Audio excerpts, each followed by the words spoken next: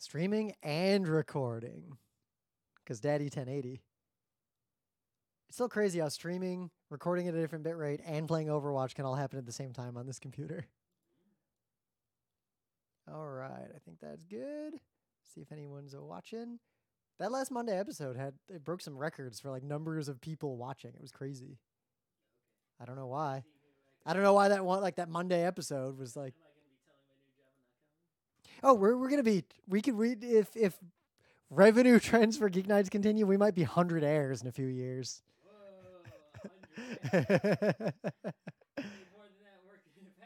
I mean, I actually just got. That only pays like not even one hotel night. Nope. Yep. Especially because we basically play double for hotel. Yeah. I think next year we can put 4 people in that room. Well, yeah, I'm gonna try to get the Airbnb thing. I think that's gonna pan out.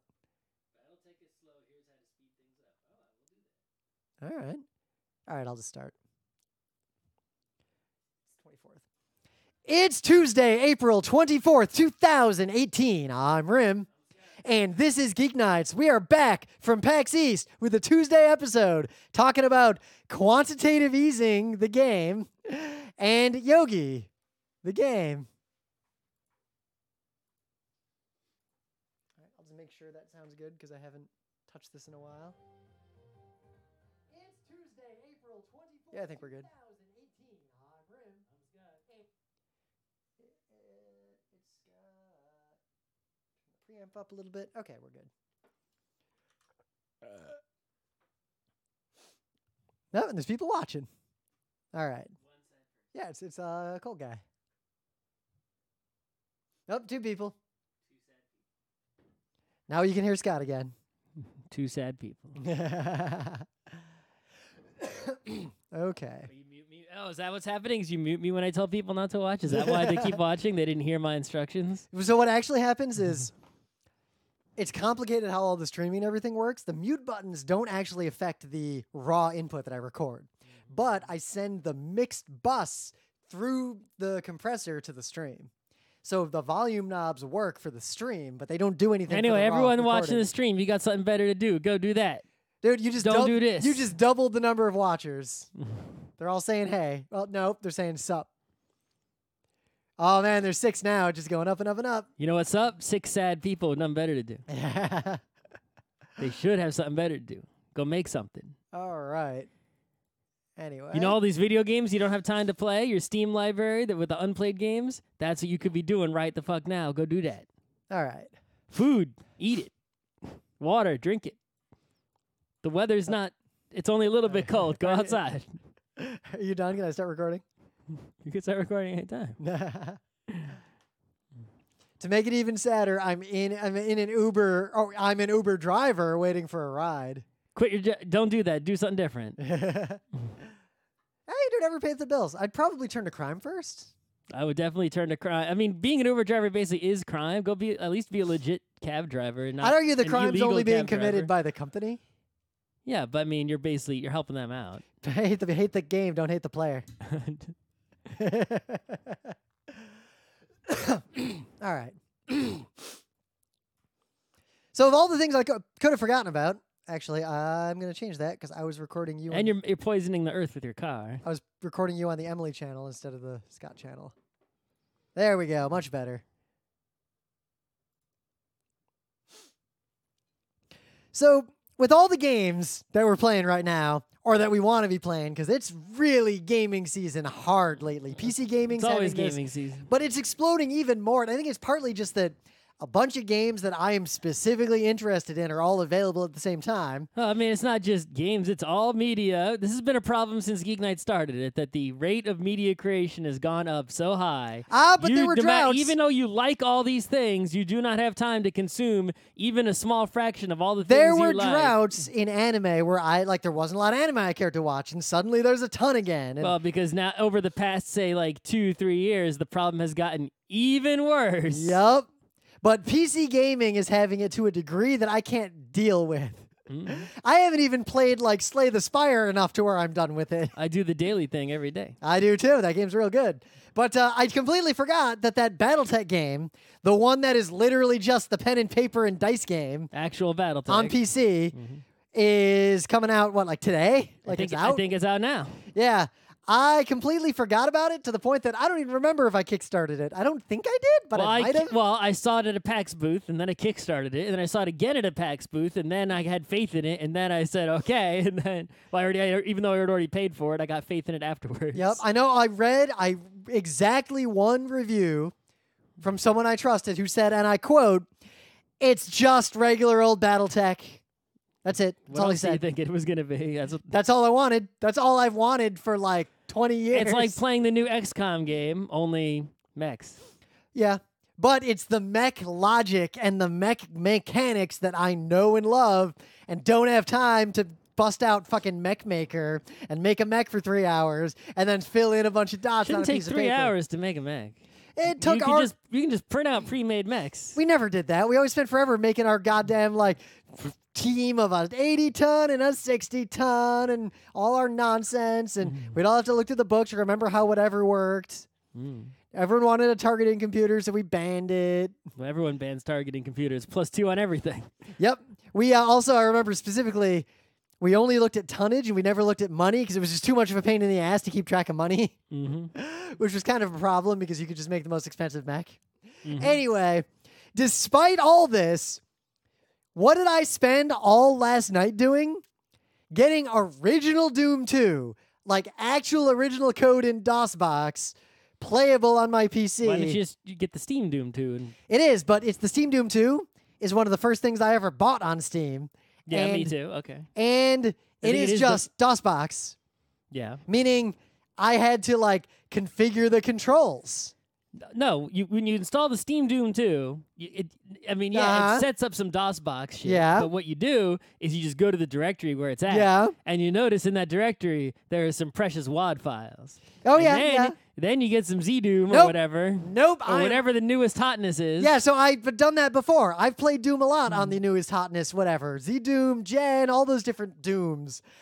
I felt like playing Doom in its original, unadulterated, purest form because there are differences. You can take those new ones and say, play it without any mods, just play Doom. It's not the same. It is. If you tell it, yeah, make the resolution 320 by whatever. Yeah. And don't use this shade, The most annoying thing I had to do is that I had this custom com file I used to use to remove vertical mouse input while I was playing.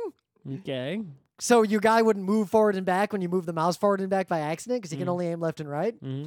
And I didn't fix that. I figured I'd play with even less than I had back then. The other thing I had back when I was a kid is I had modded my own Doom to add a crosshair on the screen to help my aiming. And I didn't go in and like mess with that. I mean, aiming in Doom is pretty easy. You don't really need a crosshair. And all I'm going to say is having played Is the Doom, imp in the middle of the screen? Yeah, you're going to hit him. having played Doom 2 Deathmatch with you, I feel like you do not have a solid grasp on what it takes to be good at Doom. I mean, I'm good enough at Doom. I could beat it. Could you? Could you beat Doom 2? Yeah, why not? Nowadays? My strategy is not the best, but I Yeah, do is it. your strategy the way I usually play, which is slow and steady, hoarding items, minimum ammo usage forever? Except for in certain parts, then basically it's mostly that strategy, but in Yep. certain parts I switch to the run really fast, get to the exit, oh my god strategy. Yep. I got to say, though, playing Doom 2 felt real good, and if there weren't other games to play, I feel like I might have been satisfied with games like Doom. Why not? It reminded me of something of how utterly fucking fast that game is. Yeah. And which we saw again when we were at MagFest playing Quake 1 Deathmatch. Even that game is fast. Anyway, I digress. Battletech's coming out. I feel like Is out. we're going to play a ton of it. And I feel like you should get on this train early because if enough of you have this game like imminently, then in the forum, I think we can organize some games. Because frankly, I don't want to play Battletech single player. I want to play it against humans. I don't know if the multiplayer's in there yet or not. I saw some notes about how there's some other service. we kicked it enough to the point at which I think was like the stretch goal was reached. The but Steam I don't, page says there's a service you have to use, and it links to your Steam account if you have a Steam account. I just don't know if it's in there yet. Whatever. I haven't tried it. I will figure it out. I'll play in some Battletech when I get home. Yeah. I'm not doing nothing else. I got to go to work tomorrow. That's a problem. So you got any news other than Battletech? I do have a news. So, homebrew people everywhere real excited. An exploit has been found for the Nintendo Switch and all NVIDIA Tegra-based systems. I wouldn't care as much, except I just want to put an emulator with every NES and SNES game on there. Yeah. But anyway, so here's the deal. Is that this is not a perfect hack. It's not, wonderful and elegant and whatever, but it can't be fixed with a firmware by Nintendo. They can fix future Switch models, but they can't fix the ones you've already got, because this involves basically putting the USB port into some debug recovery mode. So you can either open your Switch and hit some pins, or on the side of the Switch where the Joy-Con connects, that's basically a USB port that the Joy-Con is making contact with on the side of the Switch. Yep. You can short out some pins on there to put the USB port in a certain mode, and then you pump it full of data, and then there's an overflow, and then you can get the Switch to run any code you want, which means you can just get it to run Linux or whatever the fuck. And that's that. Yeah. So this is good news, because it means there'll probably be some kit you can buy where you slide something down the side of your Switch, and then you push some buttons, and then suddenly your Switch is running, some homebrew software thing. But then you're probably going to be giving up on even though, you can basically always do this exploit, there could be a situation where Nintendo sends out a firmware that then sees that you have shit installed on your Switch and then ruins your Switch, right? So even though you could just exploit it again, I don't know if you can exploit it again if it's bricked. Yeah. So it's still something that they can never patch. So what you can do is, my strategy is, I'm going to wait basically until the Switch is RIP, right? Done. No more games for Switch. Something else is out. That means no more firmware updates for Switch. Which means, now I can totally unlock this Switch, no problem, right? Same thing right now, Wii's are done, right? They even shut off the Wii store. Yep. So Wii Homebrew is a real deal. If you got a Wii sitting around, Homebrew Dev is. But unlike the Wii, the Nintendo Switch, the hardware is really nice, and the form factor and all Yeah, no, people have gotten PSPs and stuff before, but it's the Switch is that is some nice, hard portable hardware with all sorts of fancy biz. You'll be able to play the shit out of some ROMs. Yeah. Like SNES ROMs. Well, especially, you can start making games for some Labos or whatever. Oh, yeah, the Labos forever. I haven't even touched a Labo yet. I have a bunch of Labos in my house that are unopened. I'm going to open my Labos tomorrow and stream some Labo. Ooh, maybe I'll stream some Doom too. I got nothing to do tomorrow. I'll stream some Doom too tonight or So I'm going to tomorrow. be streaming some Battletech and some Labo. Yeah. All right, that's enough news. Do you have food? Nope, we're gonna cook. We got some I blue guess aprons. I'll reheat my Blue Apron, I guess. Yeah, we got some blue aprons. One of them looks like some fancy meatballs. I got a shrimp and a steak, and that's it. Ooh, we had the steak au pois or the pommes frites. Is it steak with fries? Yeah. Yep, we cooked that last week. It was pretty good. It's I simple. cooked the shrimpy, and then I guess I'll reheat the shrimpy when I get home, and I'll cook the steak tomorrow probably. Yeah, we got 3 we got to cook this week. I only got 2, and I got plenty of time. So, no, I don't have to go to work. Well, I cooked all my Blue Aprons, and it's only Tuesday. All right. I guess we'll write into things of the day. But anyway, things of the day. What do you got?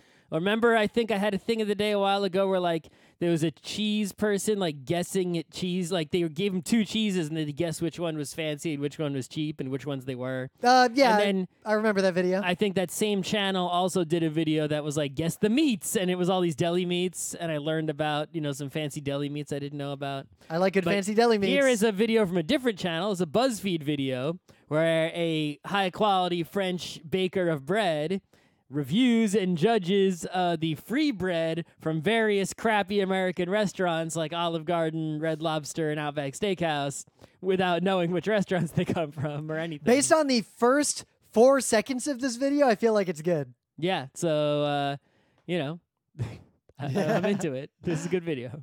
So if you ever wondered what would happen if you just started screaming at your hard drives, this video is pretty great because the answer is they will have tons of problems. Are they that sensitive to vibration that even just screams will fuck them up? Yes, vibration really, really impacts the performance of spinning discs. So when they started making cases with those little rubber nubs, those actually mattered? That mattered a lot. Well, so it depends. There's a lot of complexity here. So it partly depends on the frequencies of vibration. Did he try yelling at some that were just screwed down and some that were in rubber nubs and some that were just sitting on a table? Well, no, because in this case, the shouting will affect the inside of the drive irrespective of how well it's the air secured. vibrates and the air hits the side of the hard drive and Yep. then that vibrates. Well, and the video is great because you see this dude literally just going up to a J-Bot and just like screaming into it. How and loud do you got to scream? As loud as a normal human. And Okay. you see these huge latency spikes immediately. You sure this isn't some kind of setup where Nope, he's- this is 100% legit. This is Sun, like, doing this. Part of a PSA kind of thing, I guess. But I can say this is true, and it's kind of relevant to remember. Sun has been bought by Oracle a long time ago. Yeah, well, Sun's Fishworks team. I thought Sun is dead. It's Oracle's Fishworks team. Well, yeah, but this is like Oracle. Uh-huh. This dude is well known in IT circles. Okay. Anyway, the cool thing about it is Should that have done this on April Fool's. that would have been great. But way back when I bought that NAS, and I was talking about how there's normal there's drives you can buy, hard drives that say this is for a NAS, and then there's more expensive drives you can buy that say this is for a professional NAS. The difference between those two, They got rubber nubs on the inside. yeah, sort They of. charge you $100 for a rubber nub. The fancier ones are louder, hotter, use more power, but they are more resistant to vibration. Are they spinning faster? Depends on exactly How are they preventing the vibration? Do they have like little shocks on the inside, like wingy wingy? It's usually some sort of physical. They're charging you all that stabilization money scheme. for some springs. It's not just springs. It's a little more complex than that. Oh, are they pneumatic shocks? Hydraulic shocks? But that's also why if you consumer NASs don't really have more than 5 slots, maybe 6, because if you have more than that, the synchronous movement of the heads on all the drives and the spinning of all the drives combined will cause vibrations that cascade with each other and cause similar effects. So just put shocks in the NAS so each drive is bouncing and flowing individually. It's not enough. Just get a NAS of SSDs. It'd be so much smaller. Oh yeah, the SSDs of course are not affected by this. I can't wait until we have like multi-terabyte SSDs, like 8 terabyte SSD, $100. Because then I'll have this NAS with like 7 of them, and it'll just be this tiny little box I can put in the closet where no one even notices. I mean, dude, I remember and when- Wi-Fi will be so fast by then it won't even matter. I remember when a 16 megabyte flash drive was amazing and expensive. And I remember when the first SSD I bought was 12 gigabytes, and I paid a lot of money for that thing. So you got a thing of the day? Oh yeah, you already had I one. did my thing Yep, today. you're It's a good. guy talking about some things that may or may not be bread. Yep. All right. People want to watch you stream the Labo. Okay, well, if you really got nothing better to do, turn on Twitch tomorrow. All right. In the meta moment, the GeekNights Book Club book is still Emily Wilson's modern translation of The Odyssey by Homer. I guess I'll be reading some of that this week because I'm I not doing, suspect you I'm not haven't doing read it. nothing else. I suspect you didn't read any since the last time. Still hanging out with Nestor? Well, I got a pile of reading and I read some comics and now that's Oh, wait, no, you got to Odysseus finally. yeah. Yeah. It won't take me that long. That book goes fast. Yeah. Once you get past Nausicaa, it just sort of flies by. And a bigger percentage of it is he's already home. Now what? Than I remembered. I thought that was just like the end part. Yeah, there's a lot going on. That's a long bit that happens there. Oh, really? I thought it was just like final chapter. He gets Yeah, home no, at the remember, end. he shows up and like disguises himself and no one Yeah, knows I thought it's that was all him. the last chapter, right? And bit by bit, he's like planning his bullshit. It's not just one chapter at the end. There's more going on. Oh, okay. It's still good. I'm really digging it. If you are here because you saw us at PAX East 2018 and you're curious about that video of that panel we gave, well, guess what? It's on YouTube. Link to it right here. And you made a mistake. First of all, you wasted your time at precious PAX time seeing the panel in person when you could have just seen it on YouTube. Second of all, you made another mistake. You went on YouTube and watched the panel when you could have been doing something better with your time. But You could have been playing one of those board games instead of just hearing about them. the 40 tabletop games you must play is on YouTube from PAX. I recommend playing them instead of watching this YouTube video. Well, you got to watch the video to find out what they are. Or go to the video, click on a random time, look at the slide, pick that game, and play it. fair warning, though, as we said in the panel, some of those games aren't that good, or we don't actually. Doesn't like matter. them. There's still games that you should play, good or bad. Yep. The panel is pretty dense. So actually, if you click on any random spot in the YouTube video, you're going to see the name of a game. That's what I'm saying. So beyond that, PAX West is the next big convention we're going to be at. So stay tuned. After the summer, and during the summer, we just go, it's warm. Yep, you'll see us at PAX West. You'll probably see me at PAX Dev with Emily. Probably not Scott. He tends not to go to Dev. You want to pay for it? I might get you a free badge. You want to give me some more vacation days? If you get a free badge, will you come? Give me some vacation days. Because I ain't getting you a free hotel. That shit's expensive. Oh, yeah, right. Pay for that, too. But Geek Nights will also be at Zenkaikon, not this weekend.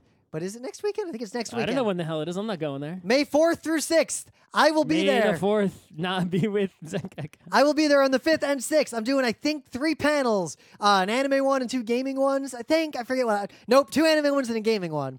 I will post the schedule when I get a chance. Zenkaikon is a pretty good con.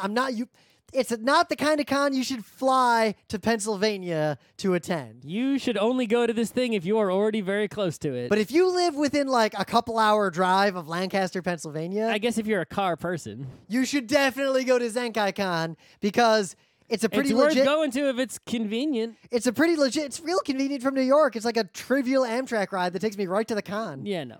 Okay.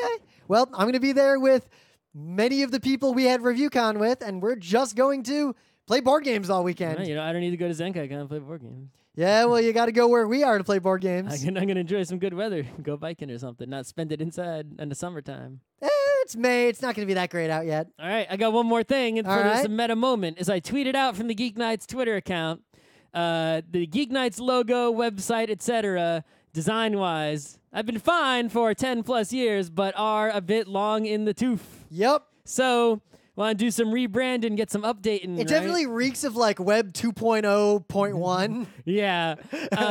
Right? We want to update that biz, and we want all kinds of stuff. We want to get a new website. We want to get, avatars and all the social media accounts, graphics to use on YouTube videos that they all look uniform. But Raymond Scott, right? why are you upping your game? Graphics to use on Twitch channels. Why they are all you look trying to up your uniform. game now, 13 fucking years after you started the show? Because I got time now for this. Yeah. But anyway, so I tweeted on the GeekNights Twitter account, hey, if anyone knows a graphic designer, right, hit us up. And what happened was I got a lot of tweets from people who clearly are desperate graphic designers who searched Twitter for graphic design, saw the tweet, replied to it, and pretty much the people fell into a few different categories, right? Category number 1, person who actually seems okay at graphic design, but clearly only ever does it for esports customers and has an esports style, which I guess if we want to go with an esports style, then any of those people would work out. Welcome to my live stream. Like and subscribe. Right, but I don't know if that's our visual style that goes well with Geek Nights.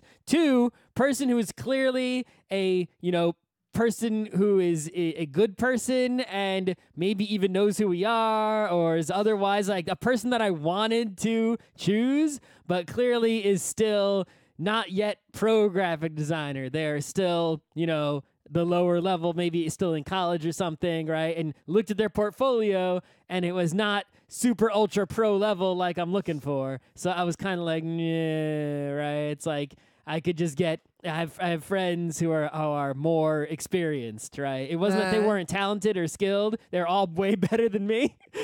But they were, it's like I'm looking for someone who's top tier, right? Like I guess it's unfair to be comparing them to like top design agencies, but that's kind of what I want. If I'm gonna put in the effort, right? I want like the something that will last 30 years. Well, I guess case in point, we're gonna pay. It's not like right, we're yeah. obviously paying real money, like thousands of dollars.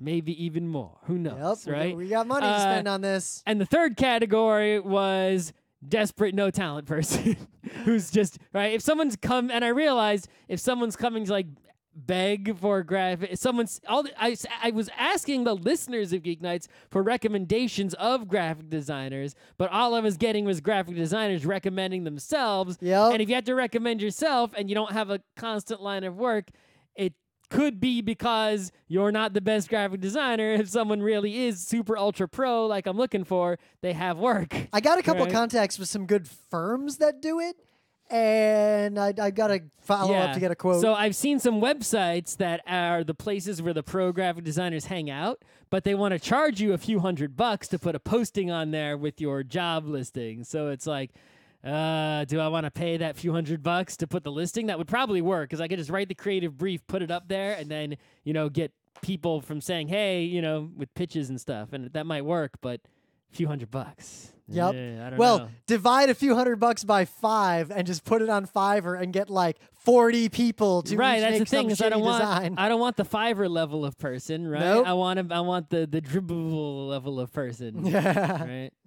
So we'll see how that goes. But if anyone out there knows or is a not necessarily the highest possible S rank graphic designer, but like A rank, right? Someone who has experienced, talented, etc. I tried to contact the people who made the Take This and Penny Arcade logos, but their contact form is broken. Which either means they have plenty of work. But the point is that's the tier we're looking for. They either have plenty of work and they don't notice that it's broken, or they don't have enough work and they're wondering why no one likes them anymore. I don't know. But yeah, that's that. So yeah, we played a bunch of games recently, and we're gonna Because review. we were at PAX East, we played games. Yeah, but we're gonna review 2 games, which we are normally hesitant to do. But I don't Well, the think games are so tiny. I don't think there's a full episode worth for each. That's the problem is that, there's a lot of the content. When you don't have a lot of time to consume content, right, you often have small amounts of free time. And in a small amount of free time, you can, instead of consuming a piece of a large amount of content, like, say, playing the first hour of Chrono Trigger and then never finishing it, you just find a small piece of content. But a small piece of content, like a game that takes 20 minutes, isn't something you can do a whole Geek Nights episode about. So we're going to mix them up. So QE, that's does what the game is QE called. stands for? The game's just called QE. Like, you'll hear tabletop nerds who found out about this game or know about it, usually because of the Kickstarter. They'll just say QE. Like, hey, you want to play QE? What is QE? It is Quantitative Easing. Which is a word I've heard before, but what does it mean? So the gist of the game, What does quantitative easing mean if someone says that in real life? it actually means pretty much the same thing that happens in the game. Okay. So in this game, you are all sovereign nations, and you're in charge of those sovereign nations' sovereign banks. Okay. You can print So I'm money. like the chairman of the Fed? Yeah, you can print money. Cool. You can just be like, you can print infinite money. Imagine playing Monopoly where everyone has infinity dollars to spend all the time. How is this game not stupid? So this game's core conceit, this is one of those like toy games. This is a very, very, very, very simple game that largely serves to illustrate a couple of interesting points. I'm asking these questions facetiously. I played Oh, it. yeah. I played it. And partly just to make this experience happen. So basically, you are a sovereign nation. You can print unlimited money, and you take turns, as a group, a series of failing giant companies will appear, and you bid on who is going to bail them out. So whoever bids the most money so basically there's a company going out of business, say an airline, and the UK and Germany and the US and Japan are all like, all right, we're going to bail out this, airline so they don't go out of business. And then everyone says how much money they're going to spend to bail them out. And the company says, oh, well, that US is going to spend the most to bail us out. We will move our airline to the US and be bailed out by them because if we went to these other countries, they would give us less money. And that's that. So you just go around, it'll be a player's turn. We don't have to get into all the details. Though we will be able to explain all the details. There's not that much to this game. No. But everyone secretly bids. One player will openly bid, and that sets the lines. They write a number on a piece of paper. It can literally be any number, any positive integer. It could be 1. It can't be 0. That's Can't be not 0. positive. It could be 999. It could be 69. It could be 420. On the Kickstarter, it shows someone writing 2 billion. It could be 666. It could be 100 infinity. It could be any positive integer. Everyone else bids. I guess infinity is not an integer, but you get the idea. Everyone else bids secretly. The person who publicly bid then takes everyone's secret bid, looks at them all, determines the winner based on who bid the most, gives them that card that they just bid on, which is worth victory points at the end of the game. And that's it. You just keep doing this. Yeah, all you're doing is there's a card that is worth victory points. You bid a positive integer of money. You have infinite money on it.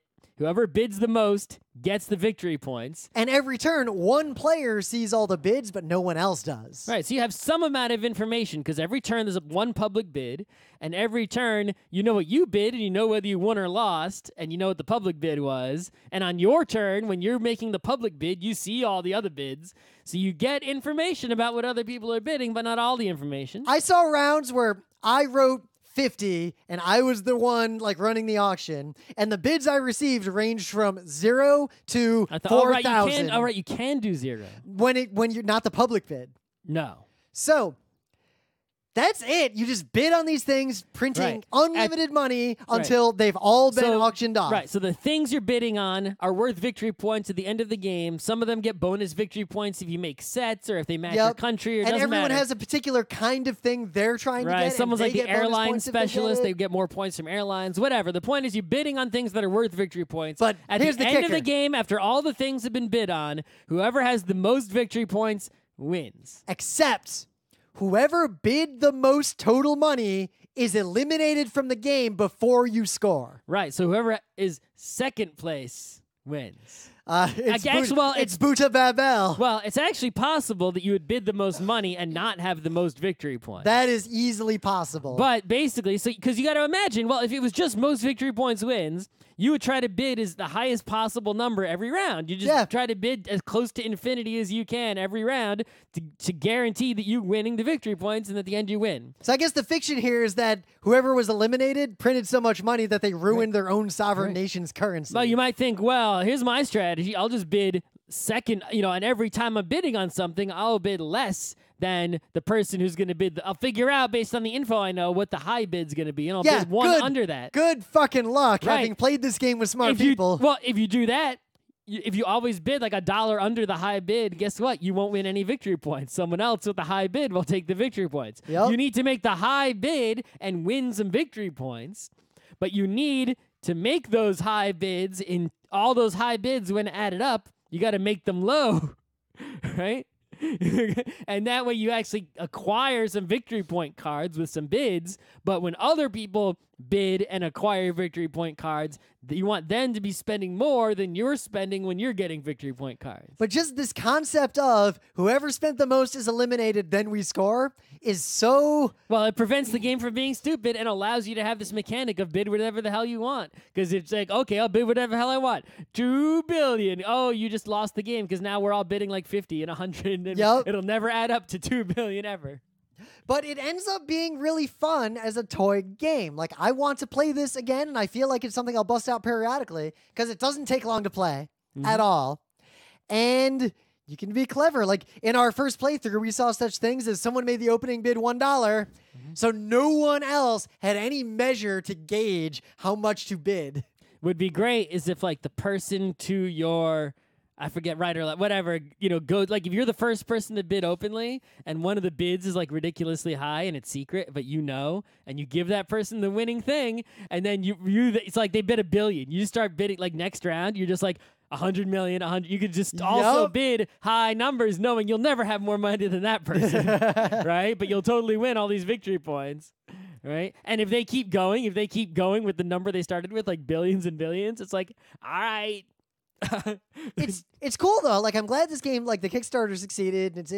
It's such a simple toy game, and I feel like if I ever give a lecture where I need to illustrate these kinds of principles, this is way better than the dollar auction. Yeah, I really like these games where Buddha Babel was the same one. Yeah, it's like your tower offended the gods. Build a tower. Whoever builds the highest tower wins. But if your tower is too high, God is offended and you lose. So it's the highest tower that does not offend God from being too tall. And it's like, I really like that. Like, oh, it's a race, but you don't want to be too fast. It's a contest, but you don't want to be too strong. But you want to be the strongest within a limit. Instead of a rubber band or a catch-up mechanism, it's just a hard and punishing gate at the very end of the game. Yep. It's like, can you step on the accelerator? How hard are you going to step on it? Step on it as hard as you can, but then hit the brakes and don't step on it too hard, right? It's like you got to push it down faster than the other guy, like a game of chicken, but not too hard so that it breaks. But, like, that's the whole game. It's so simple. I think the only other mechanic is whoever bid the least money gets some bonus points. There's those other bonus points we talked about. Oh, and once each go around, you want to bid 0 once because you get a bonus point for bidding 0 once per go around. So, like, we played 4 players. So, basically, on 25% of the turns, I bid 0 so that I could collect those bonus points. And I think I won. You pretty much got to do that. I think I did win. Well, because I forgot to do that one round. Oh, I almost forgot to do it one round, and then I remembered. Actually, I didn't know the rule until round 2, but luckily I bid 0 in round 1. What was also fun is people who did not want to win an auction would often just write some bullshit on their card. Oh, I mean, yeah, we basically had a rule of if there isn't a clear number on your card, then it's a 0. Yep. So I would draw like a middle finger. Yep. Or a genitalia. Yep, those things happen. A lot of bids of 69. Or I won with some bids of 69. Yeah. And 420 and some other nice bids. But it was an interesting experience. Like, I enjoyed this experience and I would play it again. It is a high fun factor per second of time played. And it's fast. The problem with, I think the only negative thing about this game is that if you're looking for optimal play, right? There has to be so much. You could do probably like a doctoral mathematic thesis on optimal play in this game, some game theory, PhD level stuff. Well, it comes down and like to actually, in a lot of ways. And to actually implement that math in real time as you play this game, unless you're some sort of actual genius, would be impossible. And if you did play with such a genius, it would be frustrating as hell and eliminate all the fun. Well, much like Timbuktu, this game would be very different if there was a player aid where you could keep track of information. Oh, indeed. And I would like to try playing it with that to see what happens, because Timbuktu... That would eliminate the memory aspect, which would be fine. Yep.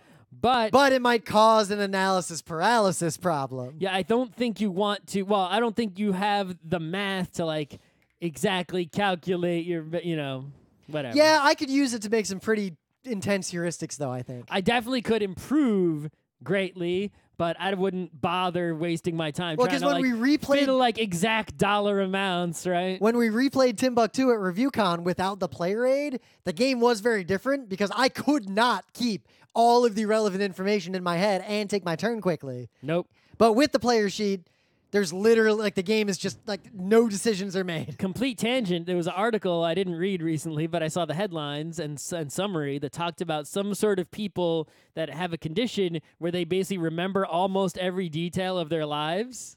Like, I don't know how that works or if that's made up. But if true, that person would be excellent at board games. So R. Scott Backer wrote a non-Prince of Nothing book that is about that and what hell it would be if you remembered everything. But I think they said that there are like 60-something people like that. I don't know if it's true or not. Well, if R. Scott Backer's book is any indication, it is a living hell. I'm sure it is not pleasant, but you'd be great at board games.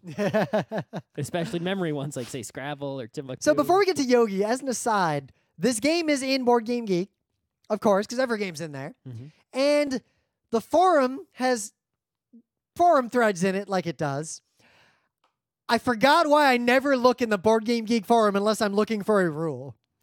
Like a rule clarification. Because the first thread I saw is, what are the industry tokens for? It's explained in the rules. Yes. I learned that right away. It's one of the first things I learned.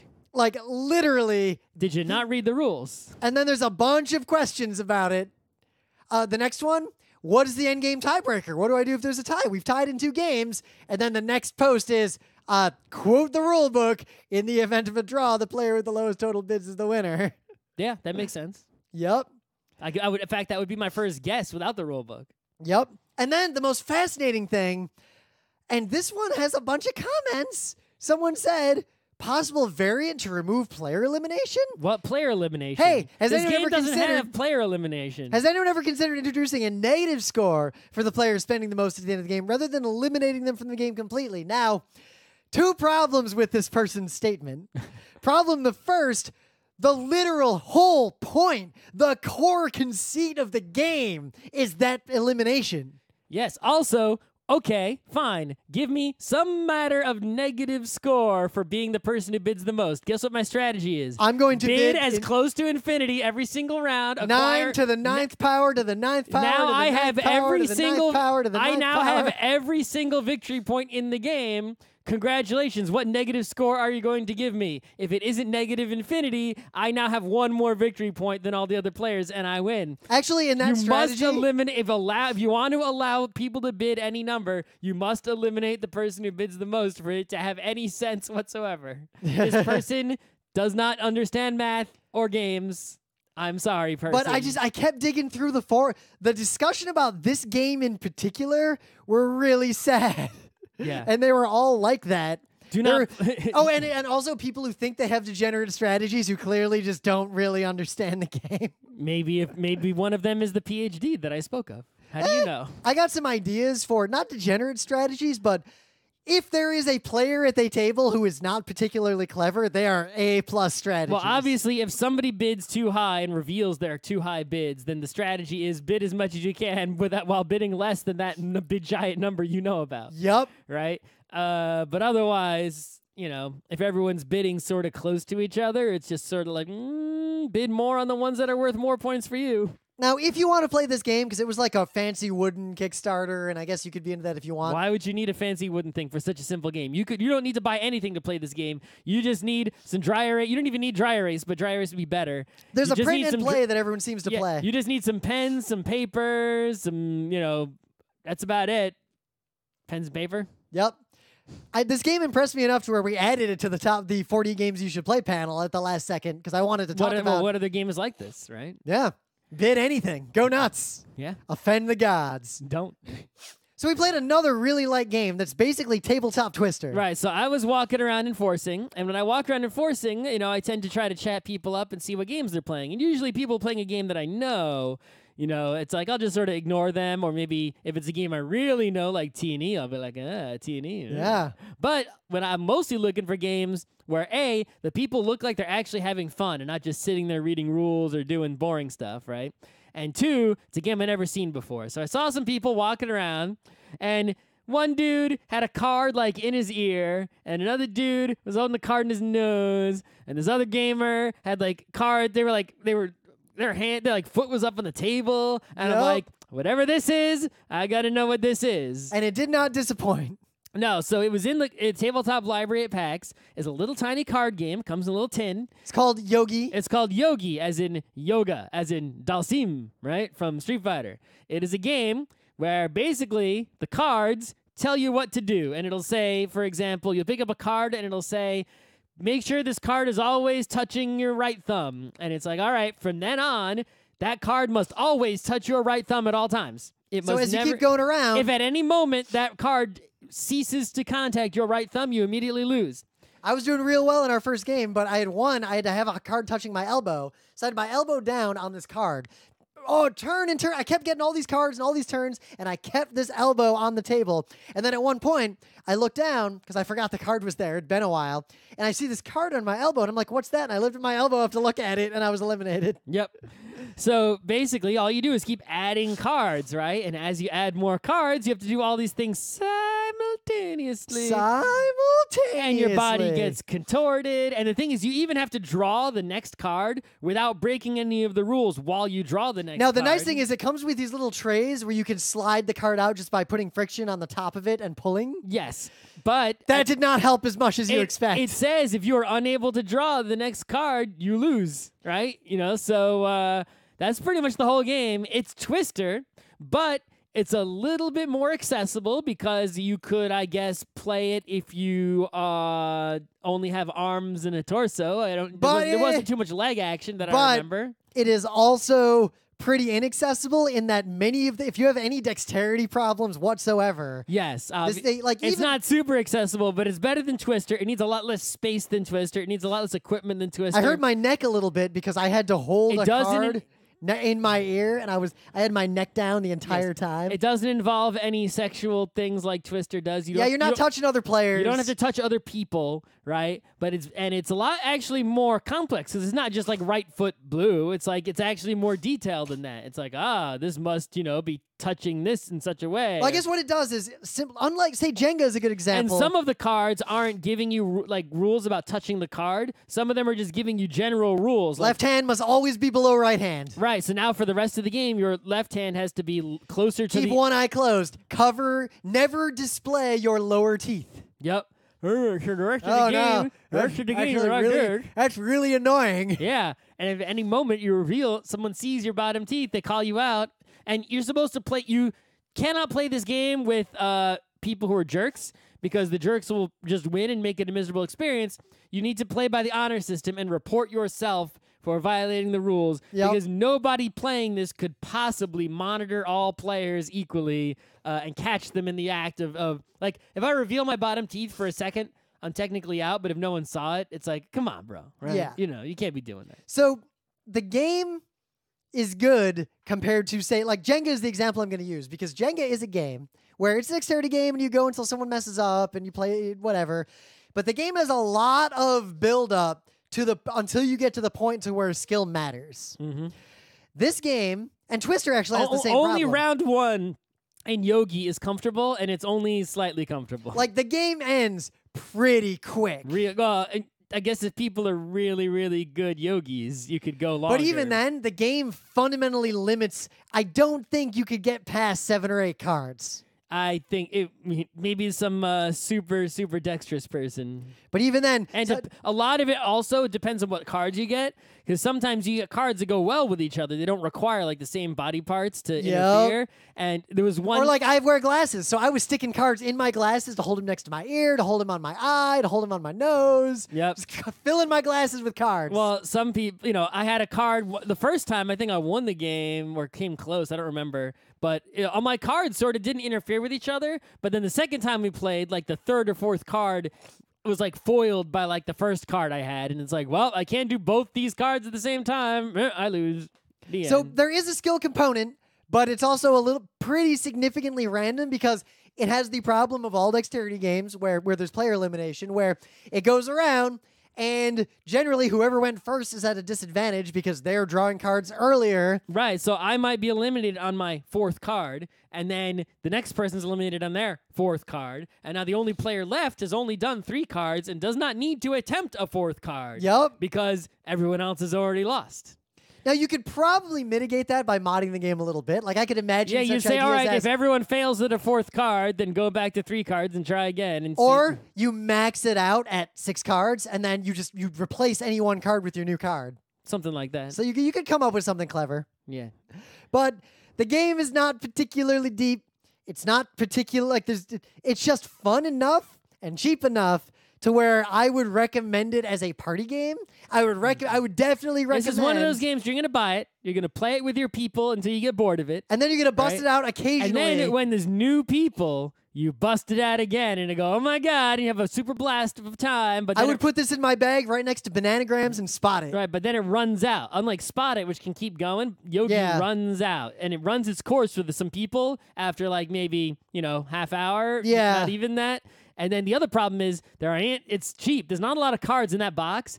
We all played it twice. We saw repeat cards. You're going to see all the cards and then it's boring. So maybe try to make your own Yogi deck with more cards. To the game's credit, the cards were pretty consistent in their general level of difficulty. That is true. And they were more complex and more difficult than I would have expected or would have even thought to design into a similar game. Yes, if I had to sit there and actually think of Yogi cards, I would not think of ones as good as the ones in actual Yogi. Like, for the example we used of keep left hand above right hand elevation-wise. This card is touching 2 hands. Yep.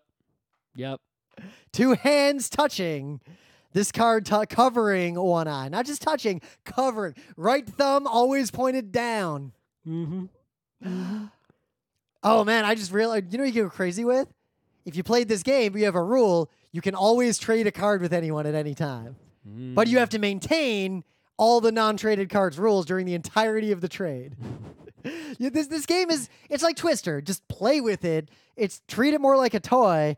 and a party game and run with it, and I think it's pretty fun. Also, when you're sitting around a table in a cramped PAX fully clothed, it's not the easiest. I think if you played it in like an open area, like a room with lots of space. Nice and naked. Naked or, wearing definitely naked. more comfortable and stretchy clothes. We got rid of the if we wanted the naked part, we could play Twister. You're not touching anyone when you play Yogi, man. In more comfortable. Wait, we need to right now flexible. jump on this trend and kickstart the erotic version of Yogi. Sure, but if you play more custom, in more comfortable, flexible clothing in a more open space, then that would give people the advantage of being able to get more cards. At what point is it cheating to have large numbers of bracelets and a bandana and a baseball cap? I don't know. Because I feel like I could just wear. I think it's fair as long as everyone has equal access. Well, I think you might want to make a mod where you too could have bought the bracelet that I am wearing. I think what would be cool is you'd have a mod, and where before the game starts, there's like one item per player, and like one. Oh, you do a draft? Yeah, one extra item, and everyone drafts one item, and the other items go away. So it's like I'll take the bandana, you take the bracelet, someone else takes the glasses or whatever. It's not bad.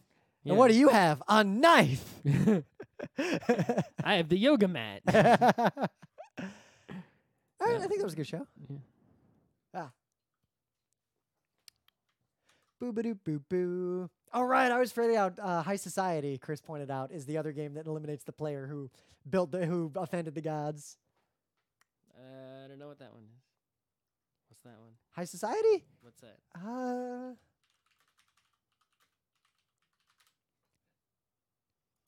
See if the picture rings a bell. You've probably seen the box. I've never played it, but I've seen the box around.